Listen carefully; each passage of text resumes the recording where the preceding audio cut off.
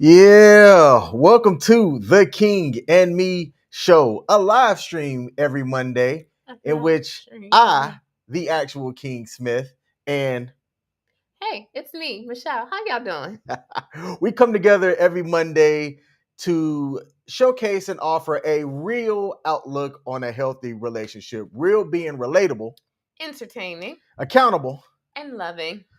Now, it is the Monday after Father's Day. Ooh. And I want to showcase here real quickly something that you got for me that means the world to me. Thank you, by the way. Aww. And this is a photo of myself and my daughter from around 2006 in Okinawa, Japan. It's one of my favorite photos. And Michelle got this for me and left me clues for like 2 weeks. Oh, it was so hard. Y'all, I'm horrible at keeping a secret. So, number one, very, very horrible at that.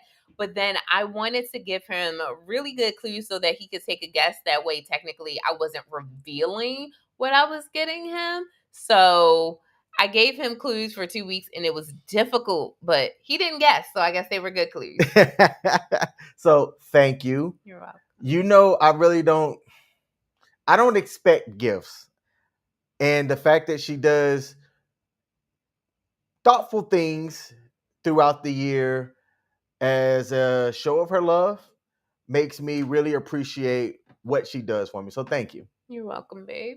All right. Now, we have had some traction on some of our last couple of live streams. It was the last. It wasn't the last one. It was the one before that. Two because ago. You said something that popped the internet off crazy. And the fellas are starting to speak up, which prompted us last week to give a perspective about relationship from men and really myself, because I don't speak for all men. So I'm speaking more for myself, but in general about what men would like to see from ladies.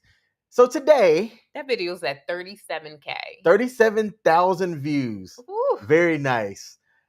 So today, we're going to do it from the perspective of Michelle and ladies in general, because Michelle does not speak for all women. Yeah.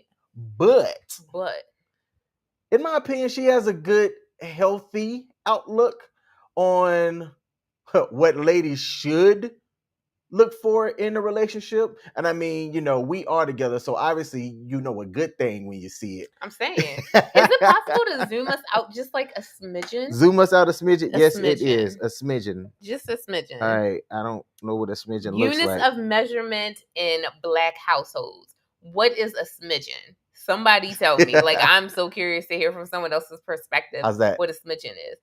An extra smidgen. An extra smidgen? An extra smidgen. All right, so we're go back to almost where we were, because we were at 202. This is 203. Okay. That extra smidgen should work. Sweet. Yes. All right, cool. Before we get into it, if there's a like button on your platform, hit that like button. All right, that helps us out on the algorithms. That's the algorithm. We usually start off our show with questions from Let's Get Deep, questions for couples. Link to buy this is in the description. We've had one person buy it and take it out on a date, and it didn't go so well for them, but it could go well for you. It could go well for you. So just give it a try. You prefer salty or sweet? I prefer sweet. Okay. How about you? So do I. That's my problem now. Yeah, no doubt. All right. Let me get into this next one. They have 3 layers of questions. One's called an icebreaker, one's deep, and then the last one's deeper. It's intended for you to be able to go deeper and to learn more about the person that you're on a date with. It's a great way to get to know them, facilitate conversation, all that good stuff. All right, deep. Play a round of. We can't do that. Okay. It says truth or dare. We ain't got truth or dare time. True that. Name a song that reminds you of a specific memory, place, or time. You go first. A song that reminds me of a specific place or time. You go first. Early on, when you and I were getting to know each other, we did. I forgot exactly why it came up, but it was just one of us hanging out together. So I can't give you the specific place or time, just that it was early in our relationship. What's the song? But it was when we butchered the Music Soul Child Song of Love. Oh man, we've been butchering. It's so funny because our entire relationship, we have been butchering that song. Yes. Never took it upon us to like try to actually learn the song, but we've just been butchering it this whole entire time. Okay, so a song that reminds me of a specific memory, place, or time. Mm-hmm. I can't pick one particular song, but I am going to say that the hits of Mariah Carey in the 90s, one thing I love about Mariah Carey in the 90s is that for each year in the 90s, she had a number one hit song. And each one of those hit songs, when I hear it, it takes me back to the innocence of my childhood because I was angelic. Like, I don't care what nobody says, I was angelic. So it just reminds me of that time. And I will fully sing out any and every one of those songs because in my head, I can sing just like Mariah Carey. In reality, I sound like a cat fighting for its life, but hey, that's neither here nor there. I don't know what's going on, but Perry Productions does not seem like it wants to go live. It's okay. We'll make it work. We suck and roll. We go with things. Okay. All right. Deeper. What's the hardest news you've ever had to break to someone? Ooh, wow. Wow. To break to someone. Mm-hmm. You know, for me, I've rarely been in a position to be the first to know something and then take that back. Telling my daughter that her parents were getting divorced. Mm. I was thinking along the lines of, have I ever had to? Because I've been around death, but I wasn't the first to know about it and then have to tell somebody. So, yes, it was sitting down, me and my ex-wife telling Castle that her parents were getting divorced and that she was younger at the time. And to see her face and her little lip quiver the way that it did, that was rough. That was rough. And she was asking questions and different things like that, you know, trying to understand from a young kid's perspective and to know that I think she took it well better than I thought she was going to. Mm-hmm. But I think too, kids kind of know when things aren't right, but then just breaking it and saying it. Yeah, that was rough. Okay. For me, there were times where I knew someone had passed before, like my best friend knew, because I would be on social media more and like that passing may have been posted. So I had to share that with her. Other than that, I've had to let people go in a professional sense. So that would probably be the most difficult news I've ever had to give anyone. So, okay. And that was the deeper one? mm-hmm. Okay, so we can get right into it. We can get right into it, y'all. So last week I was on the hot seat and you were asking me questions to try to understand my point of view and just males in general. Today, you're in the hot seat. We're doing the exact opposite. Now, right before we went live, we had dinner, which thank you for dinner, by the way. It was good. It was delicious. Ooh, and delicioso. Somebody that got pretty popular after COVID was Kendra G. She does this thing called Singles On, in which she hosts people. They tell people what they're looking for. And then from there, the DMs are open. You can try to connect and try to find you a relationship if that's what you're actually looking for. Right. And I thought it was interesting because we watched a video today where she highlighted a 36-year-old lady who was married and divorced twice. And she had 4 kids total, 1 that was adopted, 2 from her first marriage, and 1 from her second marriage. And while she visually was attractive, I peeped some things about her attitude that made me go, yeah, the fellas are going to have a field day with this one because she was nice to look at. But in just that 2-minute conversation, which was just the highlights, the shorts, it was likely a little bit longer. She'd be somebody that I would not recommend. And that's how I look at relationships and things is, would I co-sign you? If somebody came to me and asked for that Carfax, would I be able to give a thumbs up on that Carfax or not? All right. Okay. So to put you in the hot seat, Got a couple of questions here, and All I'm going to right. start here at the top. What are the top qualities that you look for in a partner? And what do you think women should look for in general? The top qualities that I look for in a partner, it's funny. I swear I'm going to answer. It's funny that you asked that because I remember growing up, I used to have this long list of what I wanted in a partner, right? And when I tell you it was long, it was long. It was this very, very lengthy list. And I got to the point shortly before meeting you that my list drastically shrunk down to probably about like two or three things. And the reality is, I realized I didn't need all those things. And I say it's funny because I just saw a reel of this famous black guy or someone who's an influencer.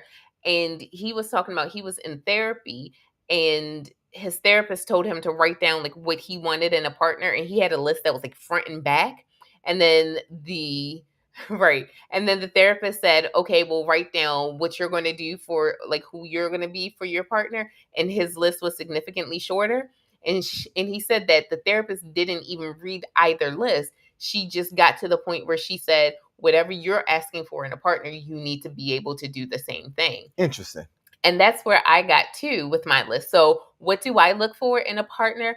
I look for someone who is going to be honest with me, someone who is going to love me. I'm a woman. Love means a lot to me. I need to feel, not all women in general, I need to feel secure. I need to feel seen. And I need to feel as though I can be safe with the man that I'm with. So, safe, seen, and secure matter to me. And that's what I'm looking for in a partner.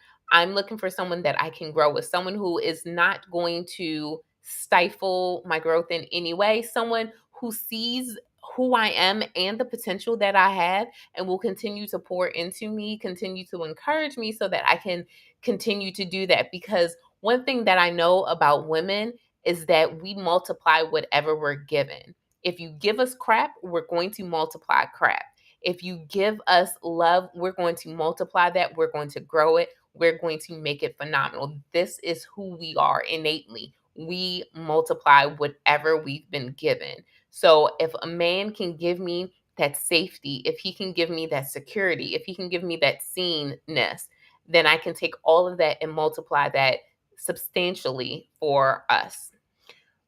What are women missing on the mark with that? Because that sounds great. In general, that's fantastic. What are women missing when they're out looking for who they want to be with? The thing is, when women are out today, they are feeling like it's all about them. So if you notice, what I said was, I need to feel safe, seen, and secure dot dot dot so that I can grow us. Because my ultimate goal as your partner is for us to thrive. I'm not trying to feel safe, seen, and secure just for Michelle. I'm trying to feel safe, seen, and secure for the king in me because I want both of us to go. But this is what I need. Like it's kind of like a car, right? No matter what type of car you have, it needs something in order to run, whether it needs electricity or whether it needs gas, whether it needs diesel, whatever. It needs something to be able to run. But once you put that thing into it, that car will be able to move and operate and do all the things, right? That's me in a relationship. You give me that safety, you give me that security, you give me that seenness, and I'll be able to run for both of us. Like I'll be able to do what we need to do in order to be successful. And that is what women are missing today. Whatever they're asking for, it's a one-sided street. They need it Yes, it for is. them so that they can be whatever, but not they need it so that the relationship can be successful. All right. Now, this next question speaks to communication. Hmm. How important is communication in a relationship for you? And why aren't men and women communicating to each other properly in today's dating marketplace? For me, communication is essential. I am what is defined as a sapiosexual. I am someone who thrives off of intellectual conversation. Like, that is, for the lack of a better term, it is a turn on for me. Intellectual conversation. I need someone to be able to converse with me, to hold my attention, and not just talk about the same repetitive thing over and over again. But I need to be able, in a healthy way. So, sans arguments, I need to be able to have passionate discussions with someone and to be able to tell them about everything that's going on in my head. Taking out, you tried it.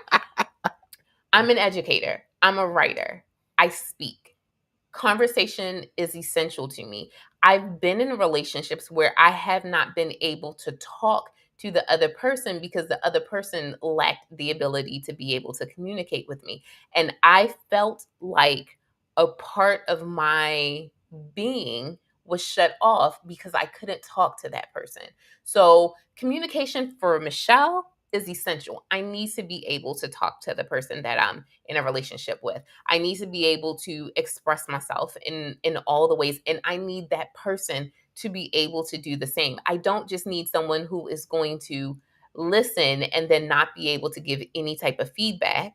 I need someone who's going to be able to say, yeah, I heard you, but have you considered, or add fruit to that discussion, like add to it. I recognize I'm not an entire meal, but together we can be fulfilling. So here's what I'm bringing to this conversation. What are you bringing to this conversation? Let's have a discussion. And then I think the second part of your question is, how important is communication overall? Yeah, for women, how are women in general missing the mark with communicating with men? Oh, okay. So those are two different questions. Which one do you want me to answer? How are women missing the mark with communication with men? Yes. We are missing the mark, and I'm going to play off of your video that went viral. We are missing the mark because the way we are designed, we hold on to information for a really, really long period of time. Yes. And we tend to bring that up at the most inopportune moments. Yes. And if you and I have already talked about and buried something, like we talked about it, we hashed it out, we had our discussions about it, and we have both decided to lay that thing to rest, it ain't Jesus. It ain't supposed to be resurrected. So there's no reason why we need to be bringing it back up at a later time. Okay. And I think sometimes that's what women do. Women will be like, well, remember when? And like go down this whole path that has nothing to do with the situation at hand. Effective communication requires one person to listen and one person to speak, and you can't be doing both at the same time. So you can't have two quiet people because they're both listening, and you can't have two talking people. You have to have one person who's talking and one person who is listening, and listening to be able to understand, which is something that women often struggle with, not listening to respond. I need to listen to be able to understand what you're saying and where you're coming from. And then also, a woman has to have an open heart to be able to receive whatever a man is going to say. Sometimes we want that sugary, watered down version of a situation, and we don't want a guy's honesty. And in not wanting his honesty, we're doing a disservice to ourselves and to that man because we're not allowing him to be the man that he is supposed to be. And sometimes that comes with harsh realities.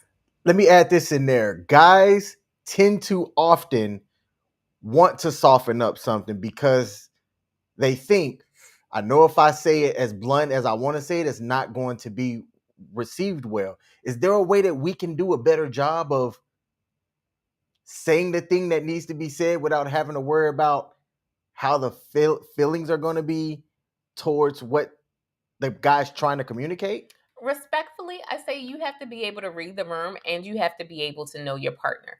And sometimes it's not what you say, but how you say it. So let's say today I went for a walk, and I went for a walk out in this 90-degree weather, and I was in work clothes. So let's say I came back home and I didn't notice, but I smelled straight up like outside. Okay. And your end goal, you have to realize what your end goal is and find a different way to get to it. You play football, so you should be able to maneuver the field. So your end goal is to tell me that I need to shower, right? One way that you could say it, Michelle, you stink. Go shower. Do you think that that's going to have a positive response? Nah, not really. Michelle, how was your walk today? Oh, it was good. Okay, I'm gonna step over here if you want to go take a shower and whatever before you go do whatever you need to do. Same result, right? Like I'm going to go take a shower. One is how you said it. Mm-hmm. So again, it's football or it's whatever sport that requires an end zone. You have an end goal that you're trying to reach. And sometimes that straight approach may not be the best way for you to get into the end zone. Find a way to maneuver around. It's not lying, it's not a white lie or anything like that. You're understanding your audience and you're changing and you're maneuvering. You're pivoting. And it happens. It's a part of life. Interesting. Okay. So you said that you were sapiosexual, huh? E equals MC squared. All the time. The square root of 2 is something. What role does trust play in your ideal relationship? Trust is a big thing. If I can't trust you, then I can't feel safe with you. Because safety for me is not just a physical thing. Safety for me starts with my emotions. Can I trust you with every single part of me, including my emotions? Because if I can emotionally trust you, then my mind will allow me to physically trust you and feel safe with you. And I need to feel safe, I need to feel seen, and I need to feel secure. And if I can't trust you, I can't feel safe with you. And there will always be that looming part. Safety, being seen, and Secure. And trust plays a factor in really all 3 of those. It does. But I think more of that secure and that safety part. Oh man, I'm trying to figure out how to frame this thought. Okay. When it comes to trust in your ideal relationship, what are you looking at early on to determine that trust factor for you? This isn't fair. I'm going to be honest. This isn't fair. Part of how I gauge whether I can trust a man or not, I tell a man about what happened in my childhood. I tell that man early on. And the reason why I tell him early on is because although it's not a secret, it is a core part of who I am. Like any man that I'm dating at the beginning needs to know what happened to me when I was 6 years old, because I need to see right then and there if you're going to stay or not, how you're going to treat me. And I use that to be able to determine if I can trust that person or not. If you take advantage of me when I'm telling you this, if you start treating me like I'm a kid and with kitty gloves on, I already know. Like, I don't know how to explain it, but that's how I know. I tell a person my truth early on. Or the other thing that I've done, and I don't necessarily say it's a test, but I don't know, men may say it's a test. I give you my website. So I'll say go to www.godhappenedtome.com and check out a few of my blogs. And if you are someone who goes and actually reads it, then I know that this is a person that I can trust, because I can see right there that you care enough about me to at least go read one or two. You were different because you went and you read all of them. Hey, you put the intel out there. But that's what I'm saying. Like, I knew I could trust you because I gave you that way to quickly, not quickly, however you want to look at it, but get to know me and to find out more about me. And you did it. You went and you got to know me better. So I'll go with that. All right. Now, for this next question, to be totally transparent, you and I don't live together. We are looking at what that's going to look like for us here in the future. I'm not afraid of it right now. It's not the right time. But what are your thoughts on sharing responsibilities and chores with your partner? Who do you want to answer? Do you want Michelle to answer or Michelle on behalf of all women? You know what? It's 2 different answers. I want to hear how you would advise other ladies to approach that. Oh gosh. Okay. You have to be realistic. Okay. You really do have to be realistic. You have to be considerate of yourself and considerate of your partner. And here's why I say that. If I am someone who gets off before the other person.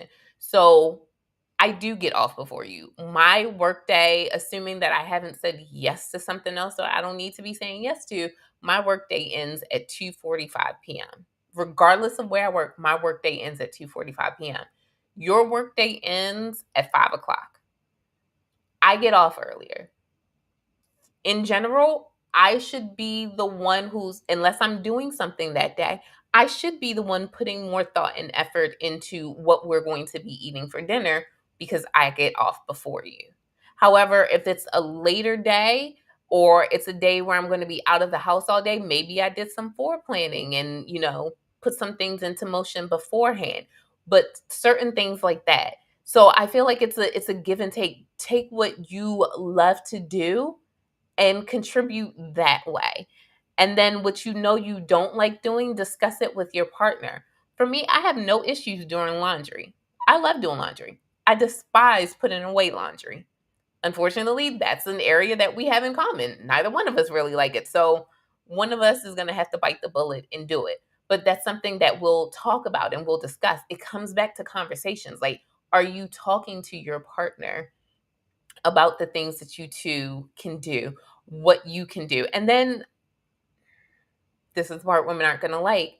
I also look at it if the man is financially contributing the most to the household, like if he's paying for more than 75% of what it takes to keep your household running, um, some of them chores just gonna have to fall on you, sis. Like they're just really going to have to, because whatever he's doing, he's providing the majority of the income, which means that even if he's not pulling his weight physically in the house, he's mentally pulling the weight, he's emotionally pulling the weight, and he's physically pulling the weight outside of the household to be able to afford 75% of the bills in the house. So, yeah, you may have to do a little bit more chores along the way. If you're someone like me who enjoys some chores, I enjoy doing certain things. I enjoy cooking. I enjoy washing dishes. It's not a thing for me. One thing that we discussed a long, long time ago, I'll take care of the inside of the house if you take care of the outside. Outside of the house is lawn maintenance. Outside of the house is making sure that our car or cars are taken care of. Outside of the house means taking the trash out. Like I'll collect it around the house, you take it out. Outside of the house is outside of the house. That's what you and I agreed to. That includes me putting away laundry if I don't like it. But that was a conversation that we had. And again, it comes back to, did you discuss that at the onset before y'all moved in together? Was that a conversation that you had? Because if it wasn't, then don't get upset if he's not doing what you anticipated he would do if you never had that conversation with him. No matter what we think, men aren't mind readers. We have to communicate with them. Effective communication is a must. It's the foundation. Men believe respect is the foundation. I say communication should be the foundation of a relationship. Effective communication should be the foundation of a relationship. Okay. Now, this question wasn't on my list of questions, but I just thought about it. We started this live stream talking about Kendra G's show, Singles On. That's effectively a dating platform on social media. Mhm. Facebook has Facebook dating. There's Hinge, Bumble, all of that stuff. Early on, I was somebody that was said, yeah, jump on dating apps. It's a way to meet people.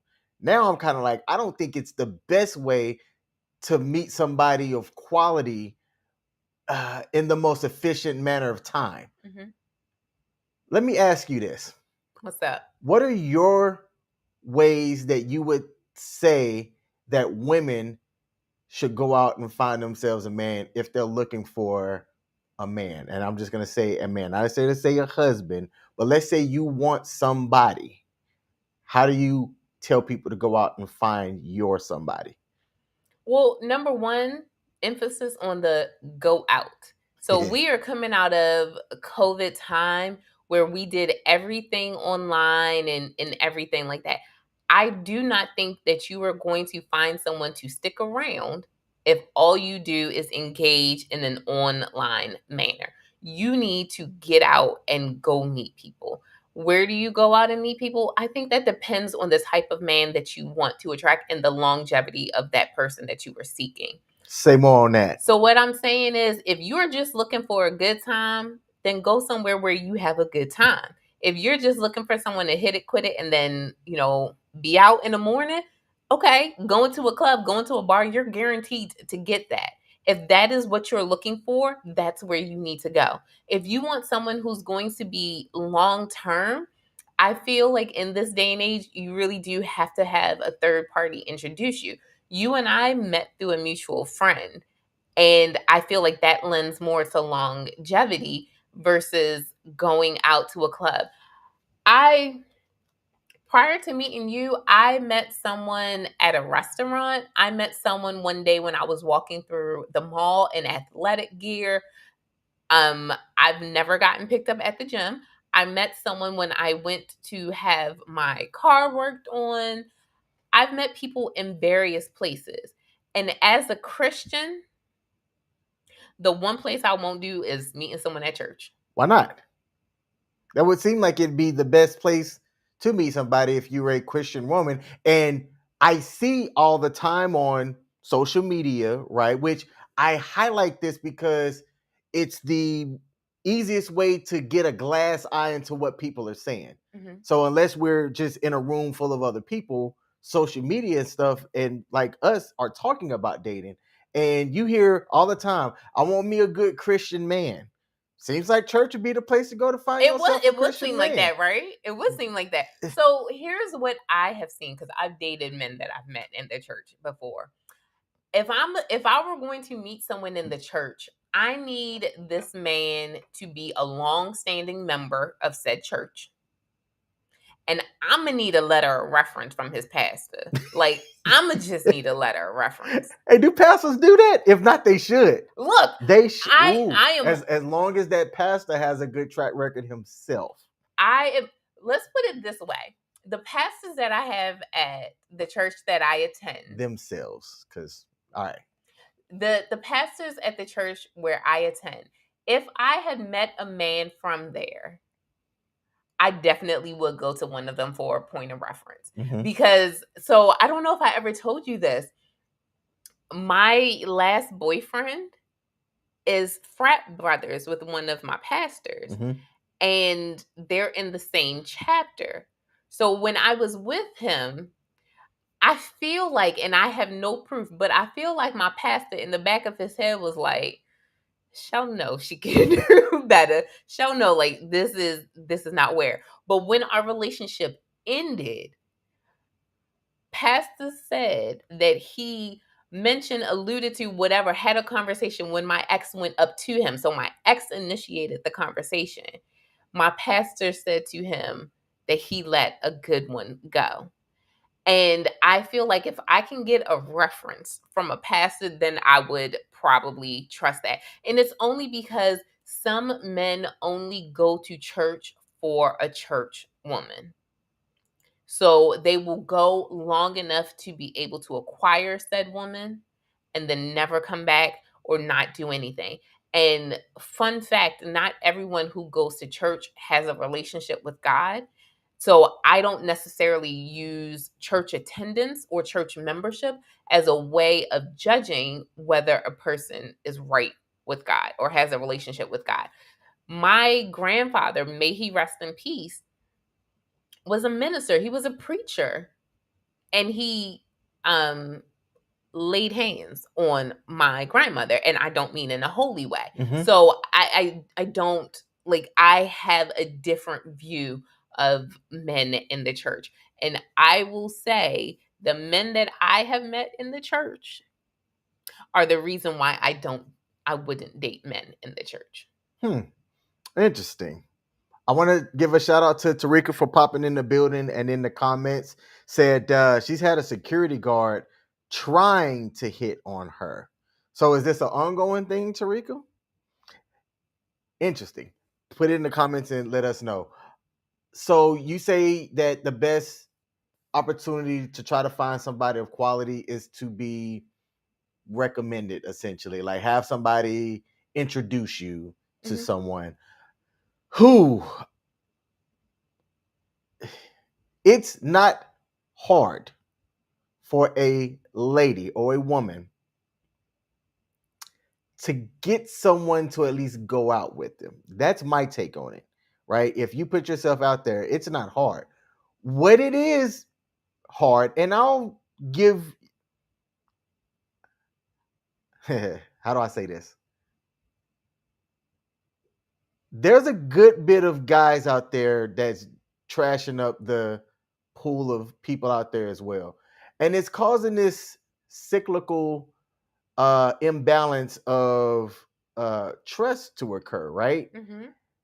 You talked about something about how you would have asked a pastor, hey, like, what's the deal on so and so. I'm gonna look at this camera and say this. I believe I can be totally objective. Like if Tarika were to ask me about my brother and him as somebody that's you're trying to get viability on long term, I say look elsewhere. But I know my brother. But just because he's blood to me, I'm not going to give him the thumbs up for somebody that's looking for something long term. Because my brother would tell you himself, I'm not looking for anything long term, right? So I think that if you do go to somebody, they have to be honest with you in telling you what they think. Now, I also have a little bit of caution on that because just because an outside observer might give you that, I think you should listen. Yeah. But still, it may warrant the opportunity to give somebody a shot to see how they are with you. So I was also going to say that. I was like, I know my pastors well enough that if I asked them, they would give some, at least speak to who that person is, but I want to leave it there. They would just speak to how that person is with them. They wouldn't say, oh yeah, you should definitely, date such and such. They would say, I promise you on everything. Both of them would say, pray about it and talk to God and see what God says, but this is who I can say he is as a person. And because of my role in the church, there are some things that I would know. Like, I would know how long that person has been a member. But I'm just saying, for like the average person outside, I would say talk to your pastor, talk to that pastor, and see how the pastor would attest to the character of that man. Because that's also another thing. If you've been going to a church for 5, 6, 7 years and your pastor can't speak to your character, male or female, if your pastor can't speak to the character of who you are, what you've been doing in that church for 5 or 6, 7 years, that your pastor can't speak to who you are as a person. I'm in a unique situation where one of my pastors is kind of also low key, like he's so high up the food chain that he technically is like my boss as well. So he can speak to my character inside of the church and outside of the church and just me as a person. So if someone were to ever ask him, he would have, that one particular pastor would have a lot to say. The other one has worked with me, solely in church related things and a little bit of my business. So he would have some comments there too. But I'm in a unique situation. But again, if your pastor, male or female, can't speak to your character at all, what you been doing? Okay. Eventually, when people are in relationships or they're building to a relationship, there's going to be some type of conflict. You can't avoid it. I'm the one that says relationships shouldn't be hard, but yet we're two individual people, so there's going to be some things that are going to clash. How do you think early on? Because I'm we're trying to more bridge that gap of vetting early on so that you can have a healthy relationship long term. Yeah. So how do you think early on women should handle conflicts or disagreements as they arise? I think early on, women need to be willing to admit that they're wrong. And let me say that louder just in case somebody, for whatever reason didn't pick it up. Early on, women need to be willing to admit when they are wrong about something.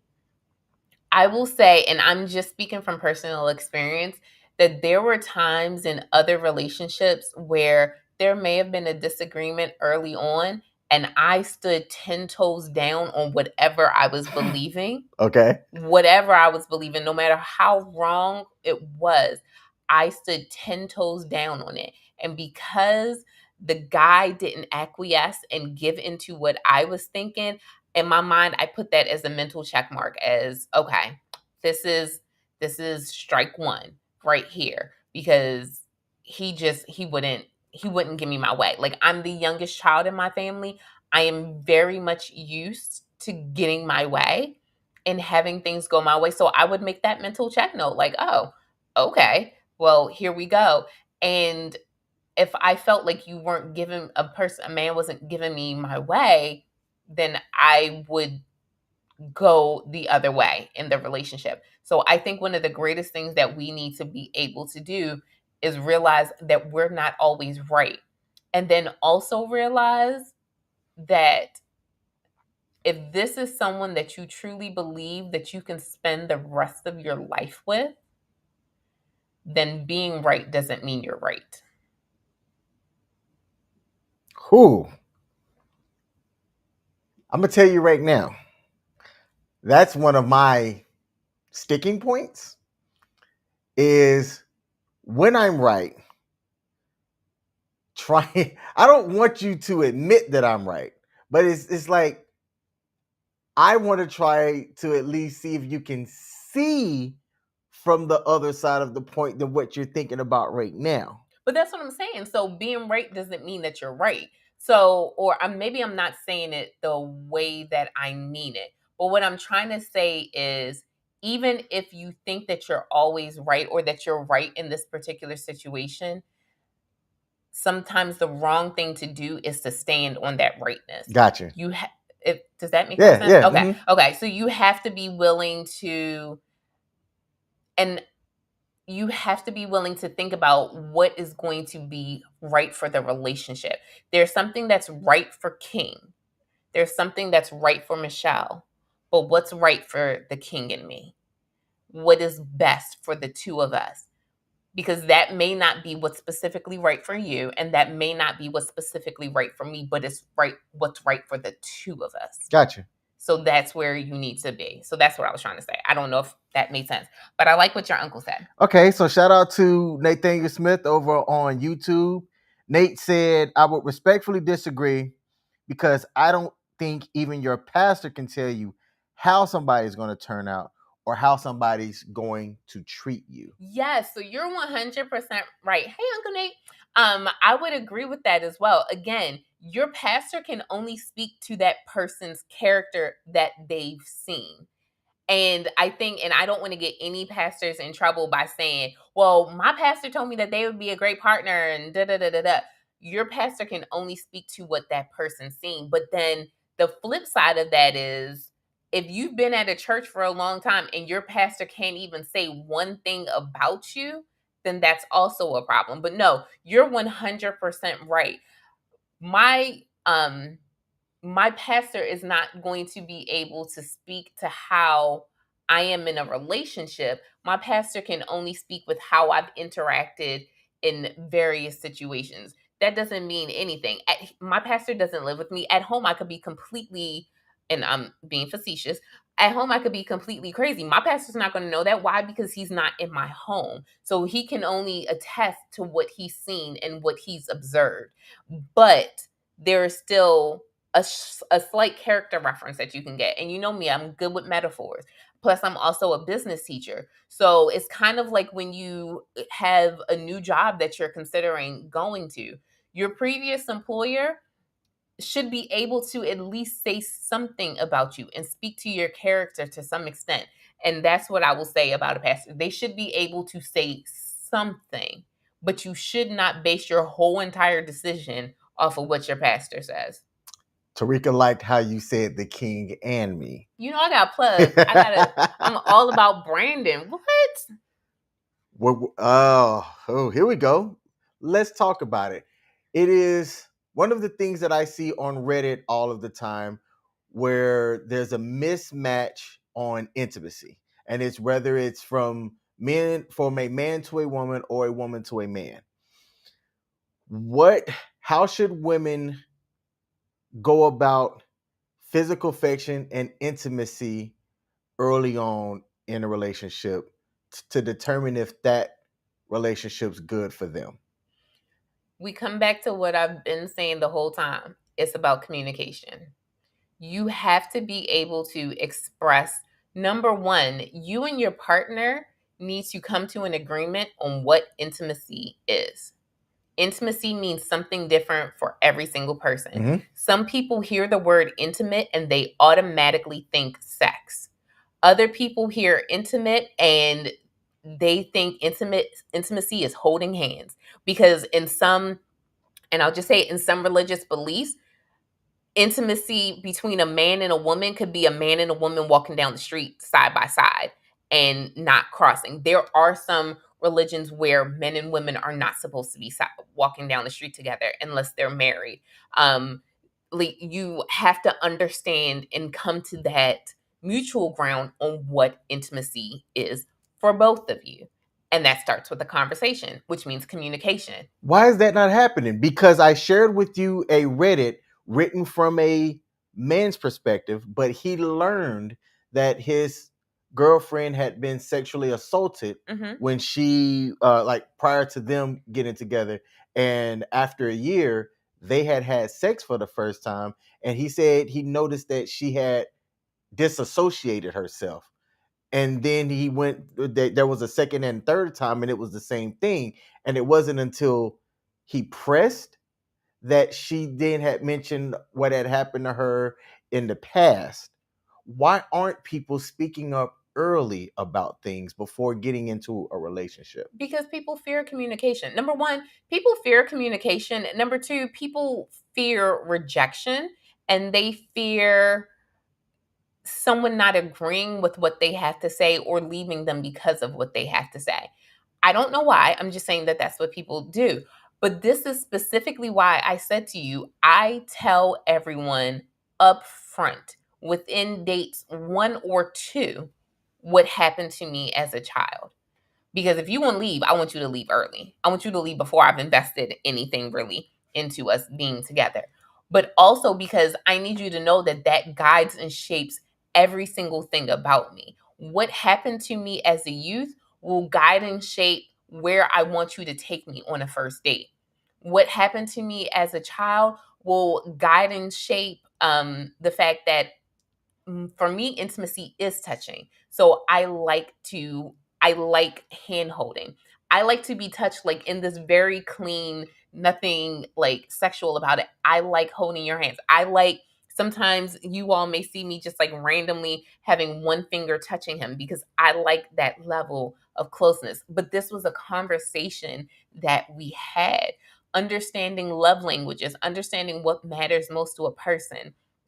These are things that you need to get out the gate early on so that you two are on the same page. Because if you can get on the same page about that, then other things down the line and more growing things leading to sexuality and those types of things will be easier because you've discussed the simple things. Like, number one, what does intimacy mean to you? That is a question. What does intimacy mean to you, King? Well, okay, I hear what you're saying when you say that. To me, intimacy means da da da da da. Have that conversation so that you two are on the same page about what it means. Okay. What did Tweeka say here? Tweeka said, feels like you're going to be judged. Well, then you don't need to be in a relationship with that person. Yes. Point blank, period. Point blank, if period. you feel like you cannot say something, and this goes back to what you said, King, if you feel like you have to walk on eggshells with your words or with your emotions, then you don't need to be in a relationship with that person. If you don't feel like you can share everything with that person, you don't need to be in a relationship with that person. If you feel like, if I tell him, and I mean in a serious manner, so King and I, we send each other sleeping reports so that we can know how well we slept.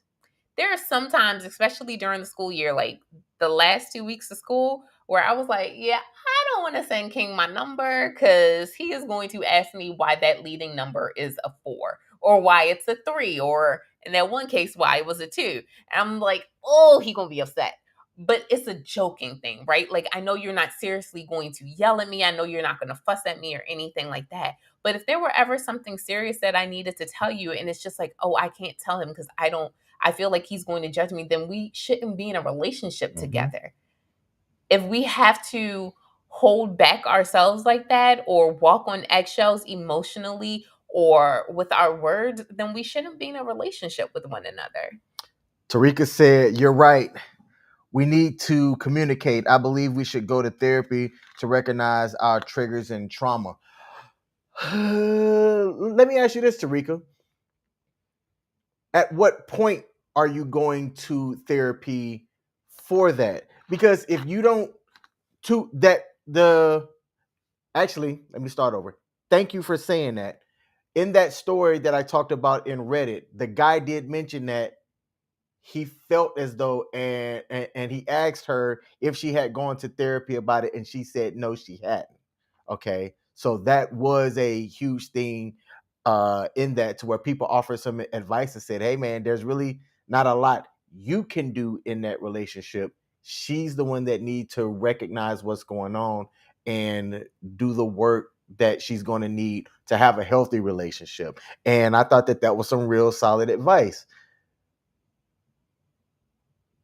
I would say that, speaking for me, I wouldn't necessarily be in a healthy relationship with you had I not had therapy at some point after my divorce. I'm not going to put words into your mouth.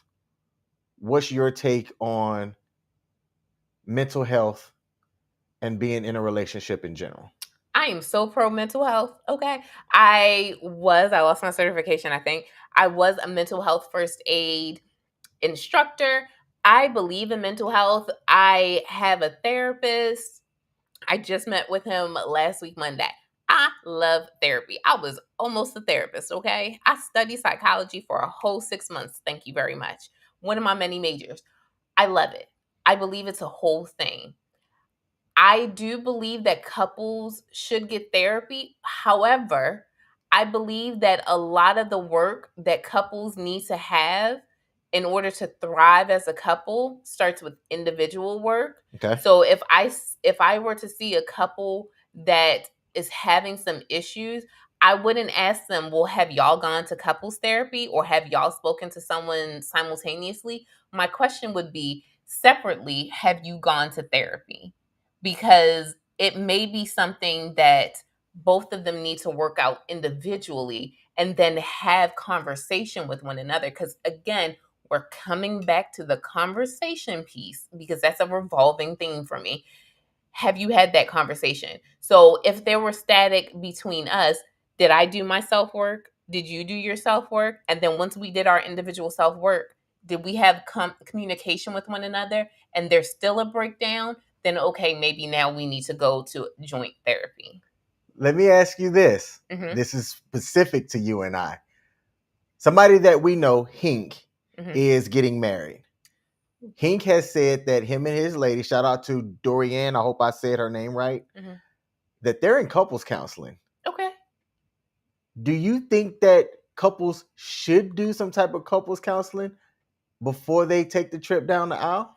I will say that most, if not all, pastors, before they marry someone, they require couples therapy. It's marital counseling that they are required to go to before they get married. Is that from a religious standpoint though? I'm going to be honest, Uncle Nate, you can correct me if I'm wrong.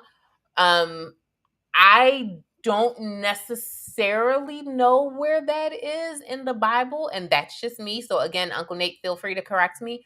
But what I will say is that's just something that we see, because the belief is if we can talk about those common things, bring up those problems in a controlled area, we will know how to handle it later on. So, from my understanding, because I've never been married, so from my understanding, what happens in those conversations is, Okay, let's talk about how we both feel about religion. When kids are introduced, and if they're a younger couple or whatever, when kids are introduced, how are we going to raise them? Like, are our parental views the same? Are our views the same on finances? Sorry. What are your views on parental concerns? What are my views? Are they the same? What are your views on finances? What are mine? Are they the same?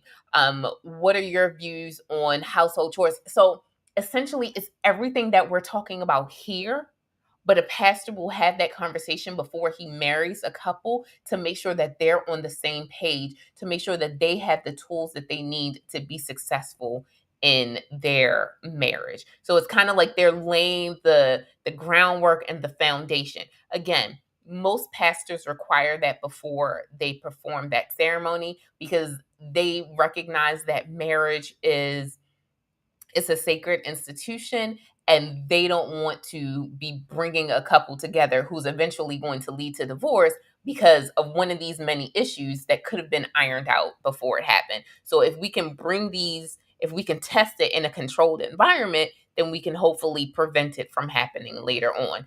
Or, God forbid, it happens later on. Well, what did we talk about in marriage counseling? What did we talk about? I'm sorry, in premarital counseling. That's what it's called. What did we talk about in premarital counseling?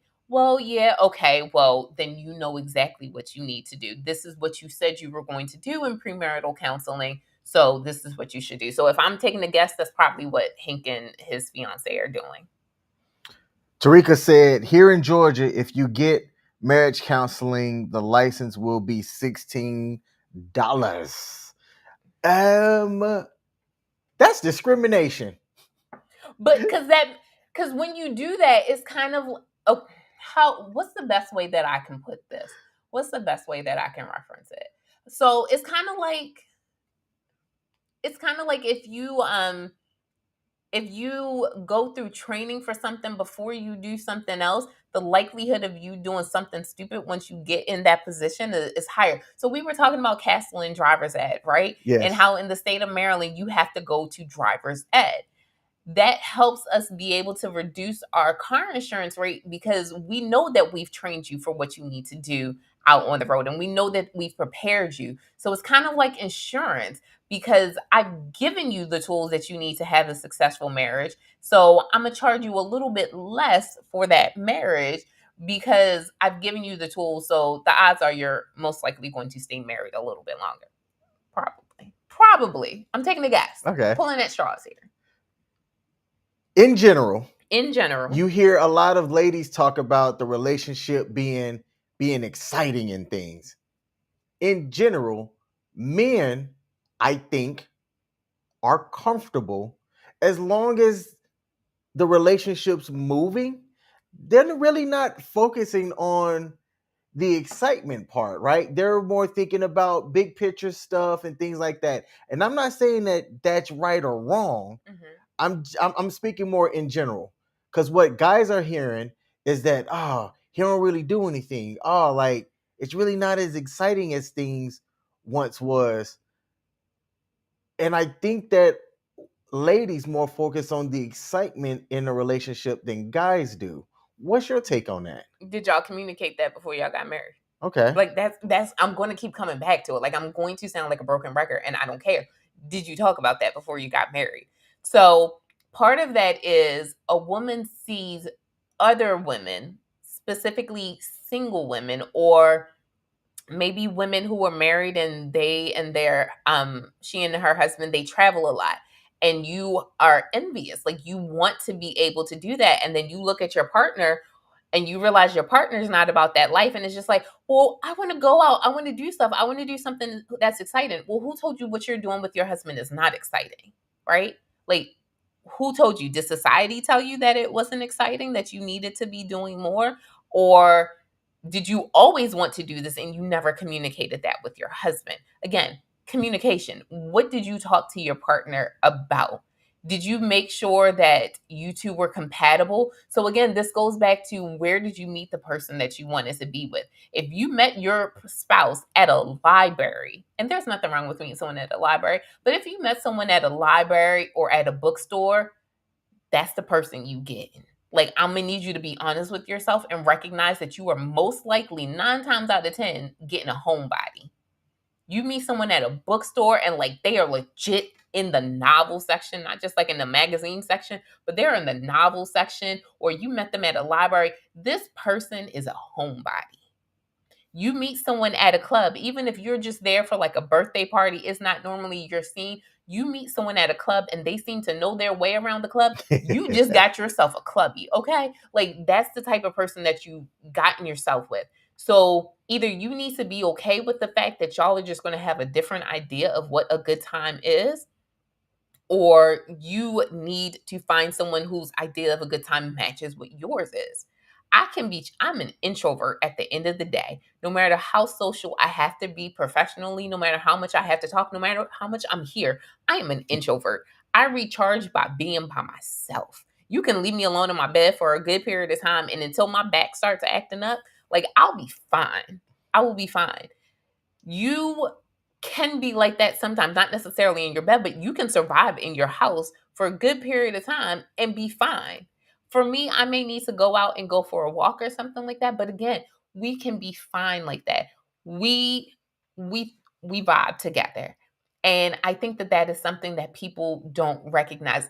Ladies, it's not that your man is boring, is that you are seeing, either you walked into that relationship thinking that you could change your man and get him to be on your level of excitement that you are, or the relationship has grown, it has matured, and you were seeing what other people are doing, and you no longer want to live vicariously through them. You want to be able to do that stuff too, and that's not fair to your husband. It is not fair to your husband for you to switch up like that just because you see Sally Jane and Carol doing this. Now you want to go do it too. That's not fair. Like, if you got with someone who always stayed in while y'all were dating, that's most likely the man that you're going to be with. And there is absolutely nothing wrong with that.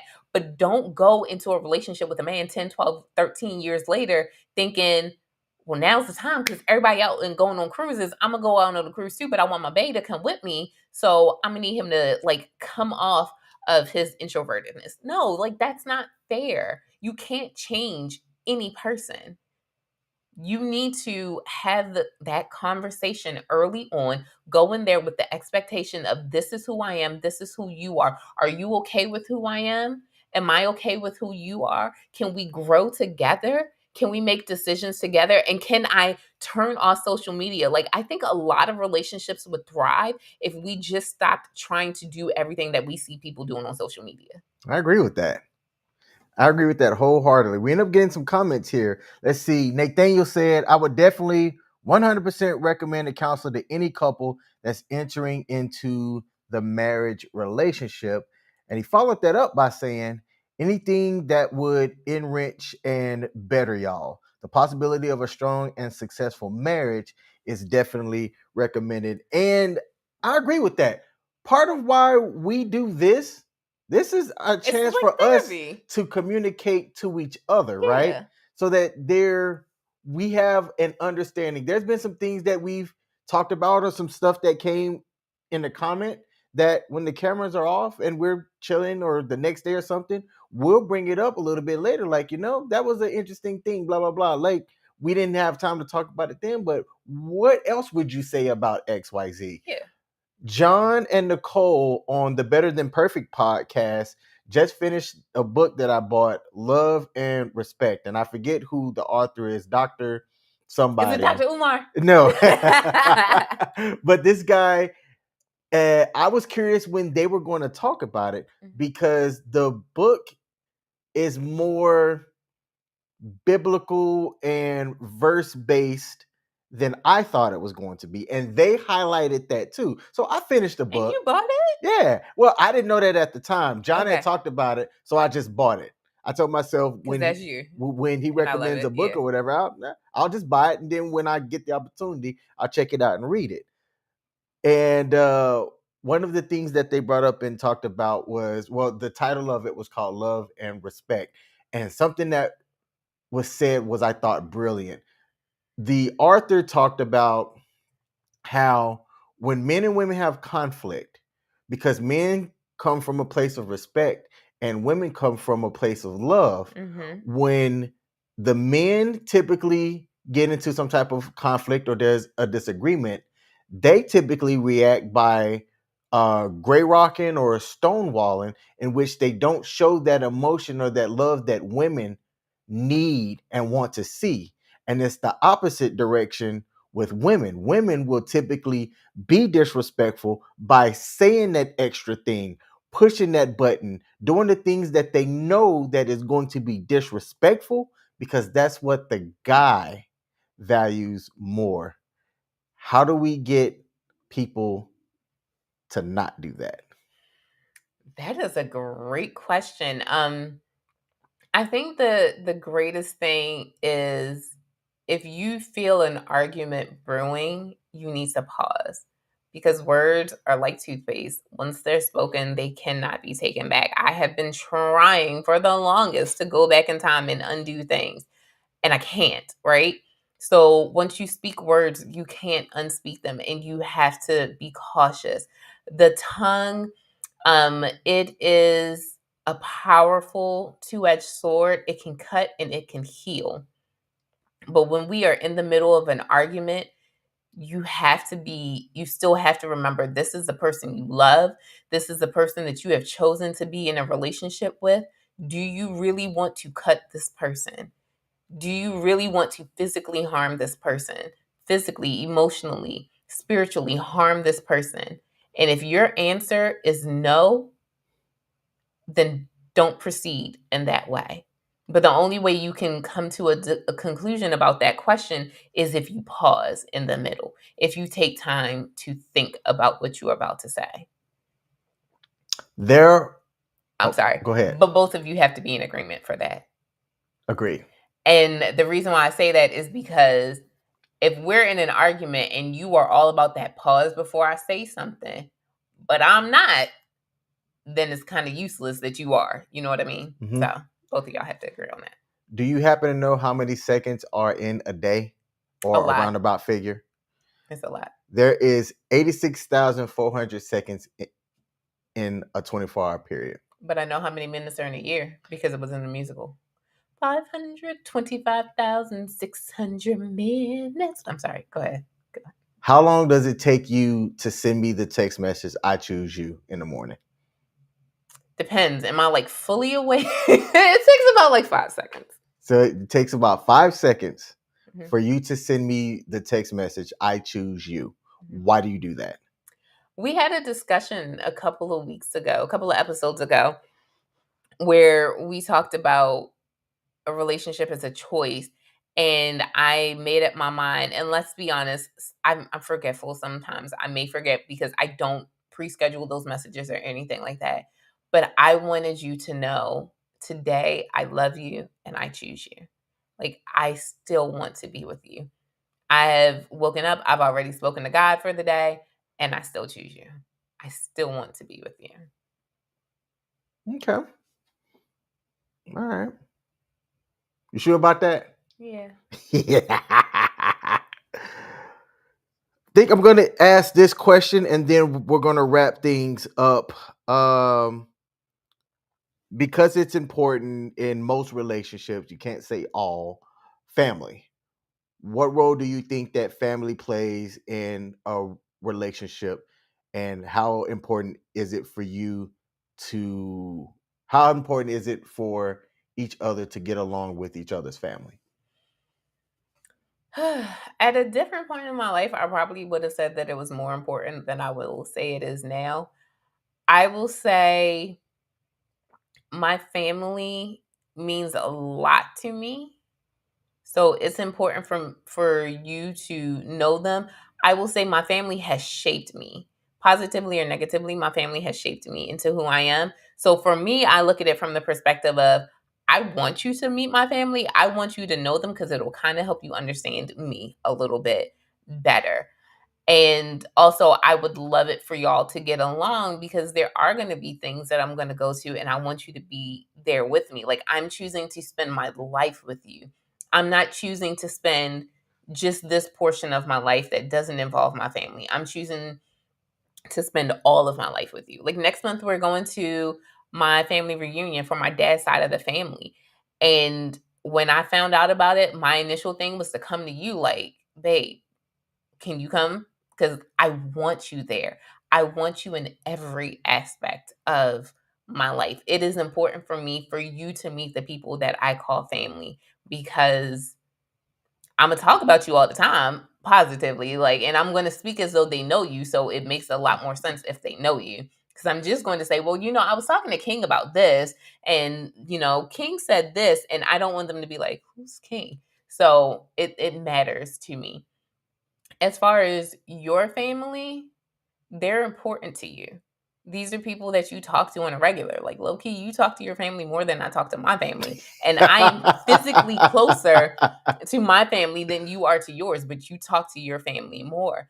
And it's not a matter of, oh, I want his family to like me. I want his family to love me. Because on a real note, there are some moments, and this is just me speaking, where I have to get over the fact that your family had 30 years with your ex-wife. Even though you weren't married for 30 years, they've known her for over 30 years and she's been in their life for 30 years. So I look at it like, okay, it's important for his family to know who I am. But am I necessarily sitting here like, well, I want all of them to love me? No, because they probably still have a lot of love for your ex-wife just because of A, who she is, B, the length of time that she was in your life, and C, the fact that she's the mother of your child. So I don't need them to love me the way that they love love your ex-wife. I need them to respect who I am and respect my role as your lady. So it means a lot to me. Do I love your family? Yeah, because I love you. So in loving you, I love everything that's an extension of you. Every person, every friend, every family member, everything that's an extension of you, I love them because it is unfair for me to say that I love you and then not love every aspect of you, which includes your friends and your family. I'm going to take a specific pivot on this last question. Mm-hmm. Take a look at the camera. Make a suggestion to the ladies out there that are looking for a healthy relationship, what they should do to find themselves a healthy relationship. Ladies, hello. My greatest recommendation on what you should do if you were looking for a healthy relationship, my recommendation is that you have to start that healthy relationship with yourself. One thing that I love to do, I love to go out on dates, and I just call it Jesus and me dates because my initials are me. So I will go out and I'll plan a day where it's just me and it's just me and God. And we're going out, we're going to the movies, we're going to lunch or dinner or something. It's a day where it's just the two of us. And the reason why I do that is because if I can enjoy my company, if I know who I am, if I know what makes me happy, then I know exactly how to be present in another relationship. You have to have perfected a relationship with yourself before you can be in a relationship with someone else. And I think that that's something that we so often miss. So, ladies, my greatest piece of advice for you is that if you want to be in a relationship with someone else, start by having a successful relationship with yourself. Understand who you are, understand the things that you don't like. And in order to do that, you have to discover the things that you do like before you can get with someone else and have all these expectations of that person. So, my greatest recommendation, my greatest piece of advice, date yourself, know who you are, heal the areas of your life that need to be healed, the brokenness, repair yourself. Make sure you have all of those bruises healed from, so that way you don't go and bleed on someone else from cuts and scars that someone else inflicted. Please, please, please heal you before you can get into a relationship with someone else. My pastor used to say it all the time when I was growing up: hurt people, well, healed people, heal people. So be healed. That way you can go into a healthy relationship with someone new. All right. Let me see if I can get this back. I don't have presets over here. All right. So we gonna make it work. We gonna make it work. Oh, Hold on. Yeah, you gotta It's bring the still on camera you. back. Yoink. There we go. Somewhere close to there. There we go. That works. All right. Looks about right. Boom. Okay. Boomity boom boom. That's our live stream for today. We have one more Monday left in this month, and I want that to be a call-in show. Yeah. And we are going to advertise this joker out to everybody. To the masses. So pull up next week. Call in. We got Stacy in the building. Said, "Hey, great show as always." Thank you, Stacy. Thank you for pulling up. Next week is going to be a call-in show. I'm going to get this one created early and marketed it out there on all the platforms. Did I say that right? Probably. It sounded good. It sounded right. And we want to get people to pull up, have folks call in, talk about what they're seeing out there, the good, the bad, the ugly, and everything in between. If you have any success stories, we want to hear it. If you have any tragic stories or things to avoid, we want to hear it. You got to invite that one guy from Instagram. Yes. Yep. I am going to send it to him. I know exactly who you're talking about, and I'll make sure to send it to him as well. Oh, man. I got this on. Let me do this. There we go. That's a little bit better. Okay. Do you have anything else to close us out with? That was excellent, actually. You did earlier. Good. Oh, I do all right. No fire in you. I do what I can. To everybody that pulled up live, thank you. Thanks as always.